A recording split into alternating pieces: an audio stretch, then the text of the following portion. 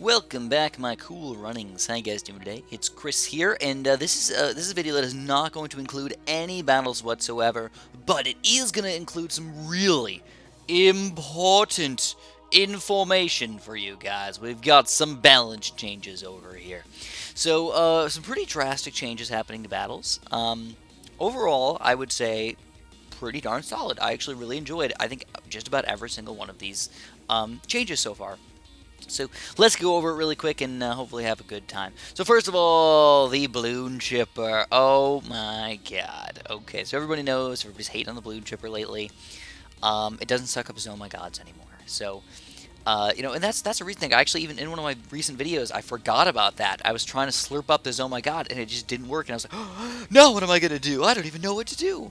So the price decreased from $7,000 to $5,500. So a $1,500 subtraction right there. And I still think it's probably underpowered overall. I mean, yeah, it can take down some higher level BFBs into Moabs, but then you still got to deal with those Moabs and the ceramic balloons inside and everything.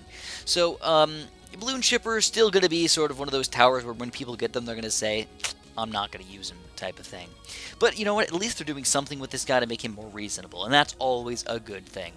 Moving on, we've got the Monkey Engineer right here. So the Monkey Engineer price is getting decreased from $450 to $400. So just a small decrease right there. But also the 0 to larger surface area is getting decreased from $500 to $475.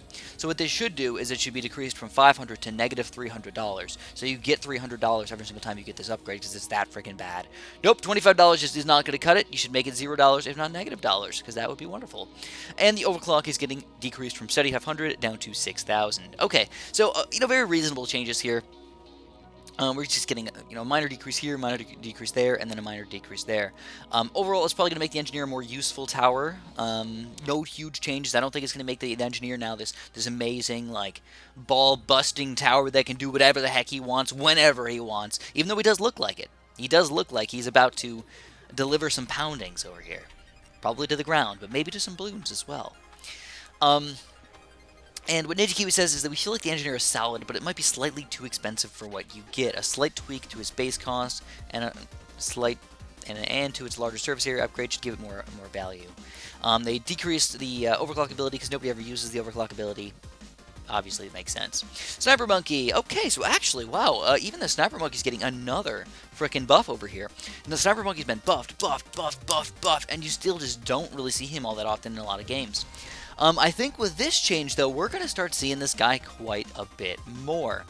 And the main reason is for this 0.50 decrease, not because of the deadly precision. Okay, so let's show this off real quick. Normally, when people get a sniper, what do you get, guys? You usually get a 2-3. That's like the general good sniper. He's good for round 13. So he pops the zebra balloons, pops the regen rainbows down into reasonable balloons that we can usually pop with other towers.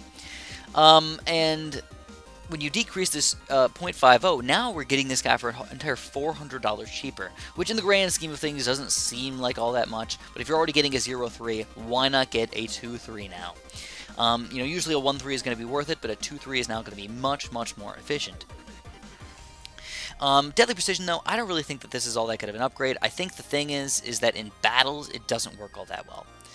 Nobody cares about ceramic balloons.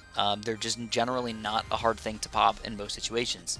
If we had some, crazy regen problems, or if ceramics had, twice as much layers to go through, yeah, they'd be more problematic. But as they currently lie, they just don't matter. So, paying, a pretty decent chunk of change here, $3,200 still to upgrade this guy up to 3-0 is just not going to be worth it in my opinion. You're definitely not going to see very many deadly precision snipers out there, but you will see a lot more 2-3 snipers out there in the game. The people that actually pay attention, I feel like I could probably use the sniper in some pretty reasonable strategies now with just this single change right here.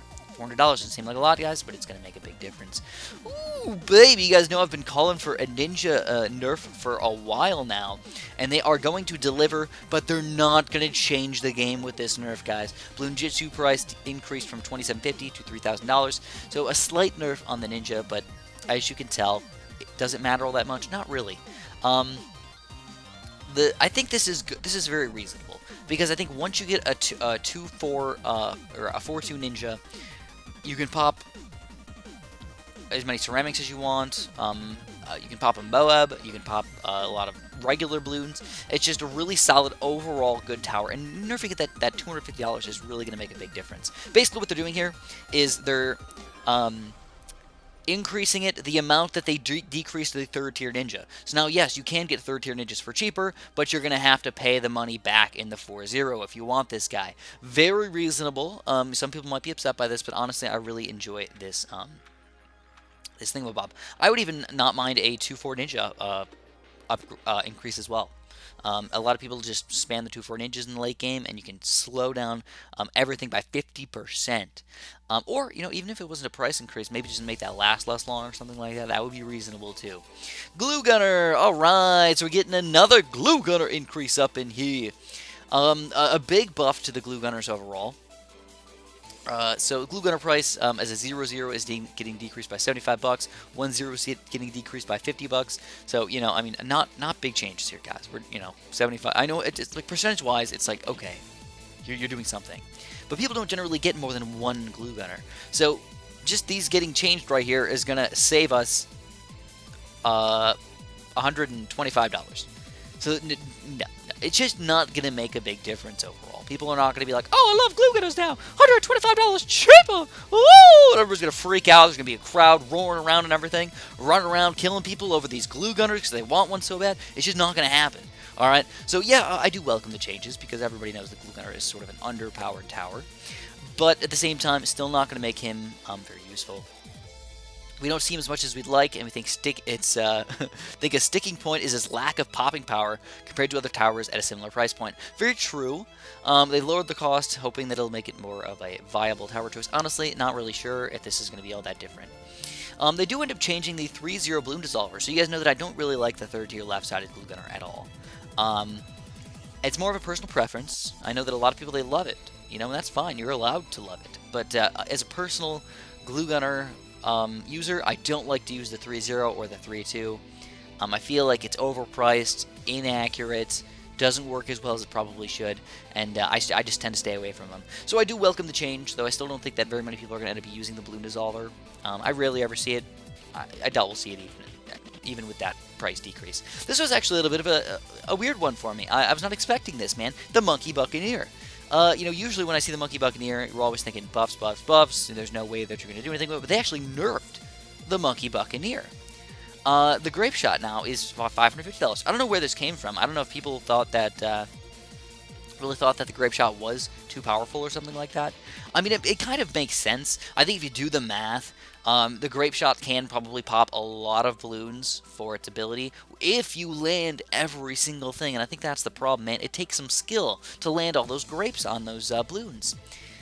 So, do I welcome this? I don't know. I don't know if this needed a change. Sure, it makes the Buccaneer a very viable tower, but, like, he's got very little uses in the general game. There's not very many spots for him on a lot of maps.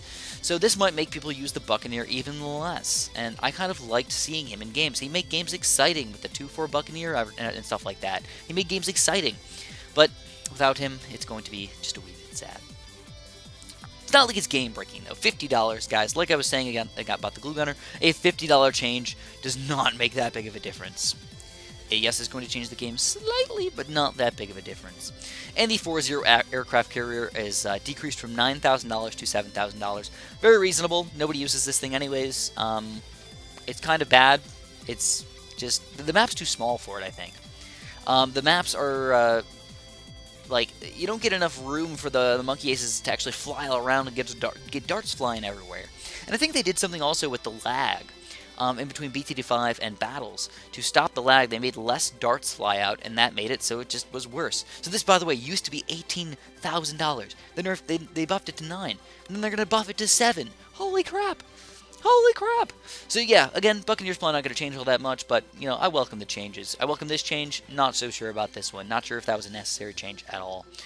Monkey Village. Okay, here we go, man. Monkey Town price down to $7,000, so we get a $3,000 change right there. Again, buffing the Monkey Village. Usually when people see the Monkey Village, they think, I'm not going to use this guy.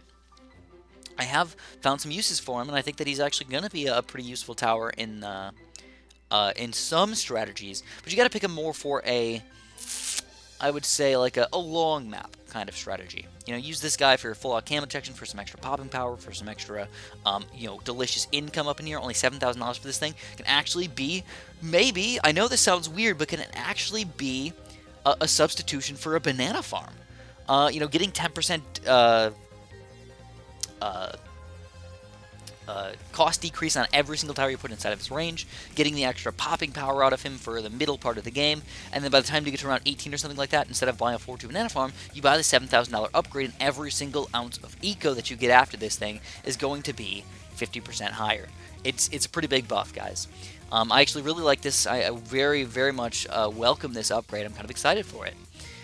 So, yeah, it felt overpriced for what you get, so we dropped the cost just a little bit. Makes sense. Okay, Boomerang Thrower, baby. The turbocharge ability.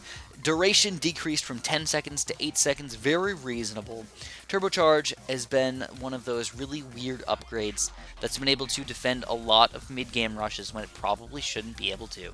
Sure, it can get overwhelmed by massive regen rainbow rushes or something like that, but generally that's not what we see here, man. We see this guy popping full-out group rushes, full-out camo rushes, camo lead, camo ceramic. We see him popping Boabs. We even see them sometimes popping BFBs with just a couple turbocharges up in here. Turbocharge plus battle energy is straight up ridiculous.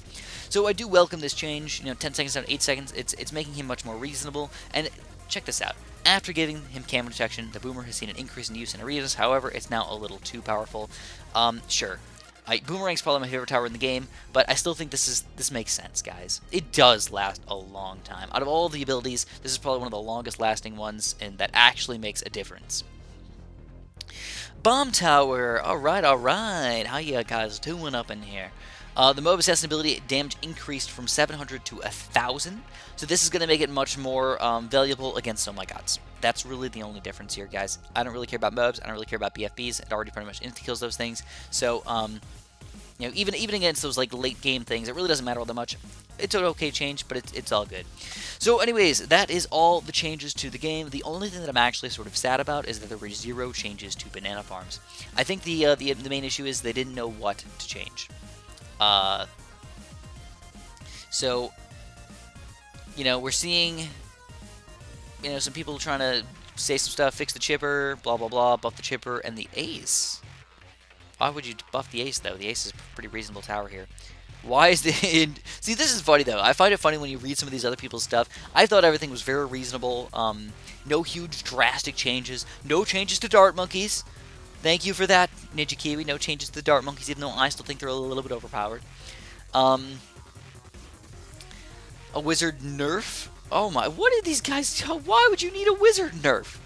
What the heck? See, it's just funny when you see people on Facebook. They just don't know what they're talking about in a lot of situations. They're probably playing in the low-level red balloon arena or something like that and just talking out of their butt down there. But, I'm talking about kind of all-around uses. I like to think about the game in terms of everybody playing it, not just the highest tier players and not just the lowest tier players. You want to make sure it's a reasonable, fair game for everybody, and I think all of these changes make it a reasonable and fair game for everybody. So, but yeah, I think the biggest thing is there's no banana farm changes going on, so I have to just let you guys know that I'm a little bit upset by that. I feel like right now, Bloon income is definitely not as strong as farm income. I think if you don't pick banana farms in your group of towers, you're going to basically lose the game. This is any high tier arena. You can't do it, man. It sucks because I don't feel like that's the way the game should be played. I don't feel like it should be a banana farm requirement. I feel like it should be a combination, be a 50-50 type of thing, and it's just not the case right now. So I am going to recommend to Ninja Kiwi, even though I don't think that they're going to do this, that if there was something that they should change, even right now, even before they get it going over here, make the banana farm $200 more expensive. 0-0, change it to $1,200. It's a fair game. That's it. That's all you got to change. It's going to make that second 2-0 banana farm before round 4 really hard to get. So I think that will change the game completely. $200. That's it. That's all you got to do. Change it to maybe $250 if you want to, but I think $1,200 for a 0-0 banana farm. Make it the same price as an unpoppable banana farm in BTD5, and you got a fair game already. Let me know what you guys think about that. Let me know what you guys think about my commentary throughout this process. Let me know what you guys think about Ninja Kiwi's changes. I want to hear from you guys down there. So let me know. And of course, if you enjoyed this video, make sure you press that like button for me. Subscribe if you haven't. And of course, have a super duper delicious day.